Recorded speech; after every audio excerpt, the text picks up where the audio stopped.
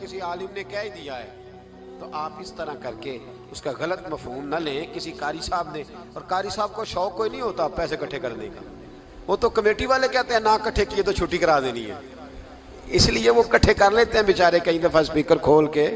تو اب وہ جو سن رہا ہے اس کا بھی پریشر بڑا ہوا ہے, کہتا ہے ساؤنڈ نہیں دینا پہ بہن. تو بارک اللہ فی اہلک و مالک, اللہ تیرے اہل میں بھی برکت کرے, اللہ تیرے مال میں بھی. یعنی جب بھی تمہیں کوئی ہدیہ دے تو اس کے مال کے لیے بھی دعا کرو اور اس کی اولاد کے لیے بھی دعا کرو. یہ حضور نے ہمیں سکھایا ہے.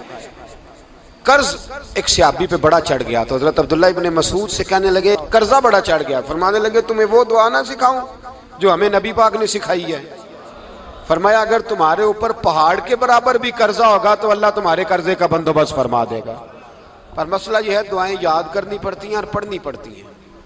یاد کرنی پڑتی ہیں اور ہم ہیں تعویذ پہ لگے ہوئے کہ کچھ لکھ کے دے دیں تاکہ باندھ لوں. دعا سکھائی نبی پاک نے, کیا فرمایا اللہم اکفنی بحلالک عن حرامک واغننی بفضلک عمن سواک.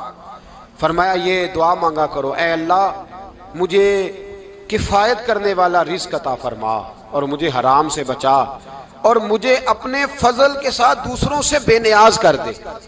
یعنی اس کا سادہ ترجمہ یہ ہے کہ اللہ بندوں کا محتاج نہ کر, مجھے اپنا محتاج. فرمایا یہ دعا پڑھو ادائے قرض کے لیے, ادائے قرض کے لیے یہ دعا پڑھو. اللہ تبارک و تعالی پہاڑ کے برابر بھی قرضہ ہوگا تو تمہیں اللہ اس سے نجات عطا کر دے گا. نبی پاک صلی اللہ تعالی علیہ وسلم نے ایک حدیث میں غصے کی دعا بھی بتائی ہے. ویسے میرے خیال میں لوگوں کو غصہ نہیں آتا, آج کل غصہ نہیں آتا, لوگوں میں تکبر آ گیا ہے. اپنے سے چھوٹے پہ غصہ آتا ہے, اپنے سے تگڑے پہ کیوں نہیں آتا. جس آدمی نے گلی پہ خیرات مانگنے والے پہ غصہ کیا وہ ایس ایچ او صاحب پہ کیوں نہیں کرتا.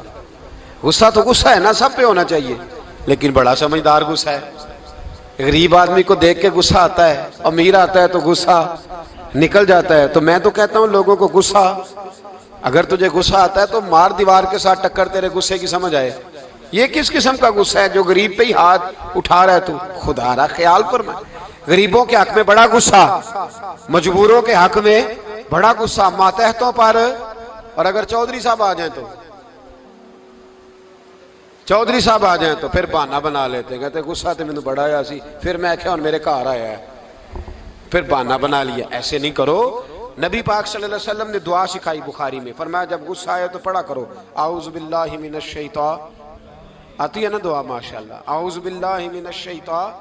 جب غصہ آئے تو یہ والی دعا پڑھ لیا کرو. نبی پاک علیہ الصلوۃ والسلام نے ارشاد فرمایا کہ جب تمہارے بھائی کو چھینک آئے نا تو چھینک آنے والے کو کہنا چاہیے الحمدللہ. چھینک آئے اس نے کیا کہنا ہے, یاد ہو جائے گا کیا کہنا ہے, الحمدللہ. اور جو سنے اس نے کہنا یرحمک اللہ. کیا کہنا ہے, یرحمک اللہ, اللہ تجھ پہ رحم کرے. یہ پڑھنا ہے اس نے. حضرت عبداللہ بن مبارک رحمۃ اللہ تعالی علیہ نا دریا کے کنارے کھڑے تھے, کشتی سے اترے تھے ابھی اور وہیں کھڑے تھے. تو ایک آدمی, دو چار لوگ کشتی میں کنارے سے آپ کے پاس سے گزرے تو ایک کو چھینک آئی, اس نے کہا الحمدللہ. اب سنت ہے کہ جواب دو یرحمک اللہ, اللہ تیرے اوپر رحم فرما. جواب دینا تھا لیکن وہ کشتی تیزی سے گزر گئی. حضرت عبداللہ بن مبارک رحمۃ اللہ تعالی علیہ نے ملاح کو بلایا, فرمانے لگے اس کشتی کا پیچھا کرنا ہے. وہ کہنے لگا سواریاں بیٹھیں گی تو جاؤں گا. اس زمانے میں جو پوری کشتی کا ایک سائیڈ کا کرایہ تھا وہ 5 دینار تھا. فرمانے لگے تو نہ اس طرح کر, اسپیشل مجھے لے جا بٹھا کے. کیا لے گا, اس نے کہا 20 دینار لوں گا. فرمایا 20 ہی دوں گا. اس کشتی کا پیچھا کیا اور جس آدمی کو چھینک آئی تھی نا اس سے جا کے یرحمک اللہ کہا. اس نے جواب میں جزاک اللہ کہا. تو آپ فرمانے لگے میرا کام ہو گیا, واپس چل. ملا دنیا دار تھا, وہ سوچنے لگا. پہلے تو اس نے سوچا میرا کیا ہے, 20 دینار تو ان کے گئے ہیں. لیکن جب اترنے لگے نا تو 20 دینار دیے یا 20 درہم دیے. تو وہ کہنے لگا حضرت جی صرف ایک لفظ کہنے کے لیے آپ نے اتنا پیسہ خرچ کر دیا. فرمایا لفظ کہنے کے لیے نہیں, اپنے مصطفیٰ کی سنت ادا کرنے کے لیے, اپنے نبی پاک علیہ السلام کی سنت ادا کرنے کے لیے. یرحمک اللہ, اللہ تیرے اوپر رحمت کرے. کس طرح کا خوبصورت انداز سکھایا ہے. دیکھیے ایک حدیث ترمذی شریف میں نبی پاک صلی اللہ علیہ وسلم نے فرمایا کسی بیمار کو دیکھ کے یا کسی مصیبت میں مبتلا آدمی کو دیکھ کے تم یہ دعا پڑھ لو، تمہیں کبھی وہ مصیبت نہیں آئے گی۔ کیسی خوبصورت دعا ہے، کسی مصیبت زدہ کو بیمار کو دیکھ کے پڑھو، تمہیں کبھی وہ مصیبت الحمدللہ الذی عافانی مما ابتلاک بہ وفضلنی علی کثیر ممن خلق تفضیلا۔ اللہ تعالیٰ کا شکر ہے جس نے مجھے اس مصیبت سے عافیت دی اور اس بیچارے کو یا تجھے اللہ نے مبتلا کیا، اور اللہ نے مجھے اپنی بہت ساری مخلوق پہ فضیلت دی ہے، یعنی اللہ نے مجھے بڑا اچھا رکھا ہوا ہے یار، میں تو الحمدللہ بڑا اچھا ہوں، دیکھو بیچارہ۔ یعنی یہ دعا بھی ہے اور اپنے اوپر شکر ادا کرنے کا ایک اعلیٰ حضرت فاضل بریلوی رحمت اللہ تعالیٰ علیہ کو نا گلے کے اندر چھوٹی چھوٹی 2 پھنسیاں نکل آئیں، تو اس زمانے میں طاعون کا مرض پھیلا ہوا تھا۔ ایک بڑے قابل حکیم کو لایا گیا، انہوں نے چیک کر کے کہا آپ کو تو طاعون ہو گیا ہے، فرمانے لگے چل دوڑ جا، مجھے طاعون نہیں۔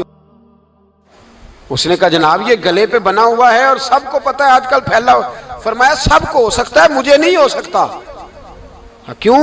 فرمانے لگے ایک بندے کو طاعون ہوا تھا تو میں نے اسے دیکھ کے وہ دعا پڑھ لی تھی جو نبی پاک نے بتائی ہے، لہذا حضور کا فرمان ہے تو مجھے ہر بیماری آ سکتی ہے پر یہ بیماری آ سکتی۔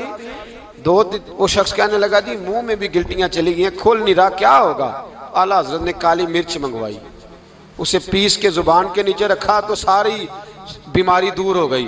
فرمانے لگے بلاؤ نہ ذرا اس حکیم کو جو کہتا تھا طاعون ہو گیا ہے، وہ تو صحیح ہوتا ہی نہیں اتنی جلدی۔ فرمایا ہر چیز بدل سکتی ہے پر میرے نبی کا فرمان نہیں بدل سکتا، میرے رسول پاک علیہ السلام کا فرمان نہیں بدل سکتا۔ تو عزیز دوستو، نبی پاک، اب بڑی خوبصورت بات آئی، ساری خوبصورت تھی، بڑی پیاری بات آئی۔ دنیا میں سب سے حسین چہرہ اللہ نے اپنے رسول کو عطا فرمایا ہے۔ نبی پاک کا چہرہ بھی حسین ہے، مکھ چند بدر شاہ شانی ہے، متھے چمک دی لاٹ نورانی ہے، کالی زلف تے اکھ مستانی ہے، مخمور اکھی ہے مد بھری۔ پیارا چہرہ ہے حضور کا، جتنا چہرہ پیارا تھا اتنے ہی حضور کے اخلاق بھی بڑے پیارے تھے۔ لیکن میرے نبی پاک علیہ السلام جب آئینہ دیکھتے، کیا دیکھتے؟ حضور جب آئینہ دیکھتے، ہمارے نوجوان بھی سارا دن آئینے کے آگے کھڑے رہتے، کبھی بال اس طرح کے بناتے ہیں کبھی اس طرح کے۔ تو میرا کئی دفعہ دل کرتا ہے کہ میں ان سے کہوں کہ تو آئینے کو کہہ رہا ہے جھوٹ بول، پر وہ کیسے بولے؟ تو کہہ رہا ہے آئینے کو کہ تو کیا سب سے پیارا تو ہی لگ رہا ہے، پر وہ کیسے بولے؟ اس نے تو سچ بتانا ہے۔ ان کو آئینہ جو دکھایا تو برا مان گئے۔ تو میرے عزیز یاد رکھیے گا، نبی پاک صلی اللہ علیہ وسلم بھی آئینہ دیکھتے۔ آئینہ دیکھنا حضور کی سنت ہے، کوئی سنت سمجھ کے آئینہ دیکھے گا تو ایک دفعہ دیکھنے پر 100 شہیدوں کا ثواب ملے گا۔ لیکن نبی پاک صلی اللہ علیہ وسلم آئینہ دیکھتے کیا کہتے؟ اللہم انت حسنت خلقی فحسن خلوقی۔ یا اللہ، یہ دیکھیں حضور نے ہمیں سکھایا ہے، یا اللہ جس طرح تو نے میری صورت اچھی بنائی ہے میری سیرت بھی اچھی بنا دے۔ یہ ہمیں سکھانے کے لیے دعا، یا اللہ جس طرح صورت اچھی بنائی ہے، جس طرح تو کہتا ہے نا اس دفعہ اس وقت دیکھ لو کپڑوں پہ کوئی داغ نہیں، تو دعا کیا کر باطن کے بھی اللہ داغ دور فرما دے، یہ والا سارا معاملہ بھی ٹھیک ہو جائے۔ آخر کی طرف آتا ہوں، فرمایا جب کھانا کھانے لگو تو دعا مانگو، اور ایک روایت میں فرمایا یہ دعا پڑھ لو، کھانے میں زہر بھی ہوگا تو تم پہ اثر نہیں کرے گا۔ کھانے پہ، ایسے میں بڑی تکلیف سے کہتا ہوں کہ آج بھی ہمیں کہنا پڑتا ہے کہ بہت سارے لوگ ایسے ہیں جو ابھی بھی کھانے سے پہلے بسم اللہ نہیں پڑھتے۔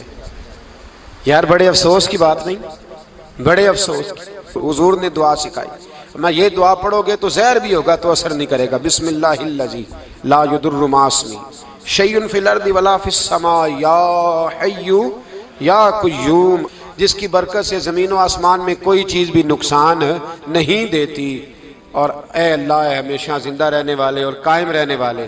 یہ نبی پاک علیہ السلام۔ اور ایک حدیث میں اور بھی دعا آئی ہے، بسم اللہ شریف تو خیر بخاری میں موجود ہے، مسلم میں موجود ہے، بسم اللہ والا برکت اللہ بھی ایک حدیث میں نبی پاک صلی اللہ علیہ وسلم نے ارشاد فرمایا۔ اور جب کھانا کھا چکے پھر کہا دعا مانگو، الحمدللہ الذی اطعمنا وسقانا وجعلنا من المسلمین۔ اللہ تعالیٰ کا شکر ہے جس نے ہمیں کھلایا بھی، پلایا بھی اور مسلمان بھی بنایا۔ حضرت مرزا مظہر جان جانا فرماتے ہیں کہ بارش ہوئی تھی تازی تازی، دلی میں تازی تازی بارش ہوئی تھی، ایک بابا لکڑی کے جوتے پہنے کھڑا ہوں، اللہ اللہ اللہ اسی کسے دے کچھ بھی نہیں لگ دے نہ کوئی ساڈا دردی، بابا مست ہو کے جا رہا، اللہ اللہ کرتا جا رہا.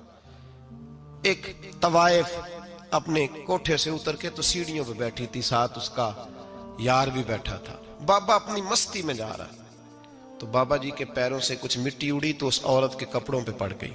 پرواہ ہی نہیں، بزرگ گزر رہے. وہ یار اس کا دوڑا ہوا آیا، اس نے آ کے تھپڑ مارا.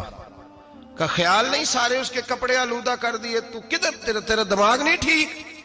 بابے نے نظر اٹھائی، کہا بیٹے میں نے دیکھا نہیں، چل اللہ تیرا بھلا کرے، تو نے بدلہ لے لیا.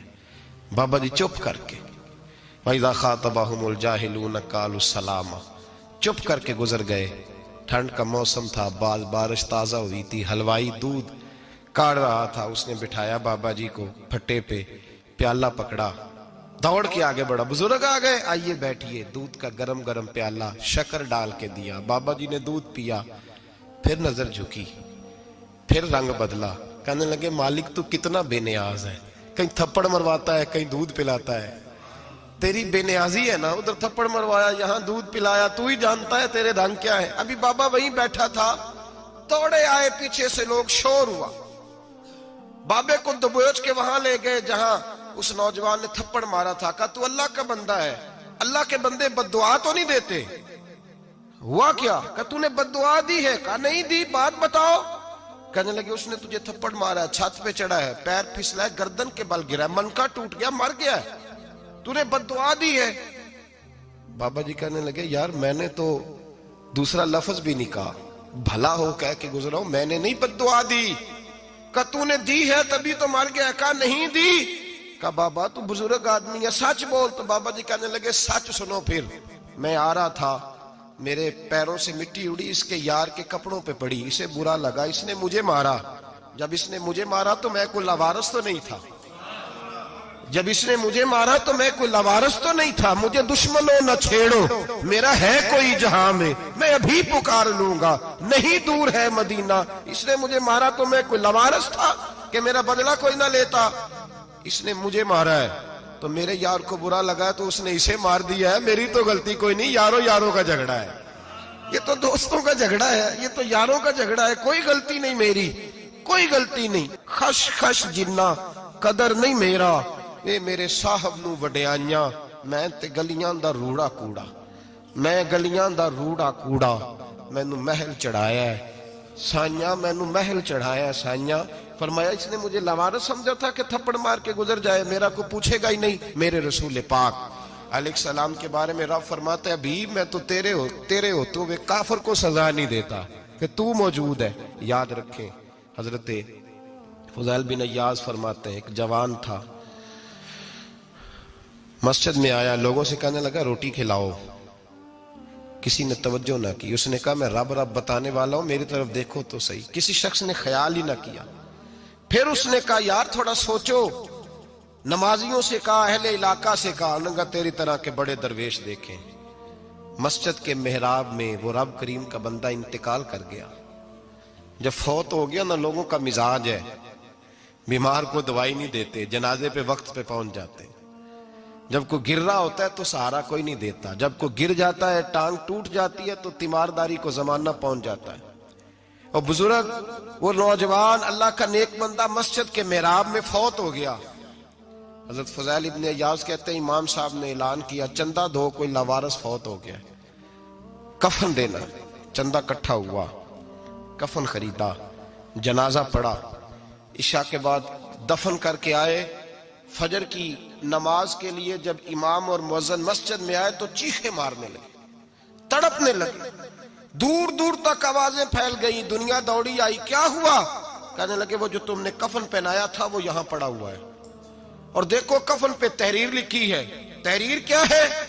عرش کے مالک نے فرمایا میرے دوست نے روٹی مانگی، تم نے دی نہیں. اس نے تمہیں میرے قریب کرنے کے لیے اپنی طرف توجہ کرائی، تم نے کی نہیں. اور میرا یار تمہارے کفن کا محتاج تھا، سنبھال کے رکھو اپنا کفن، میں نے اسے جنت کا لباس عطا فرما دیا، سنبھال کے رکھو. یہ کوئی لاوارثوں کا ٹولہ ہے؟ یاد رکھیں جو وارث والے ہیں، وارث والے ان کا رنگ اور ہے، جو ماننے والے ہیں ان کا مزاج اور ہے. اپنی زندگی لاوارثوں کی طرح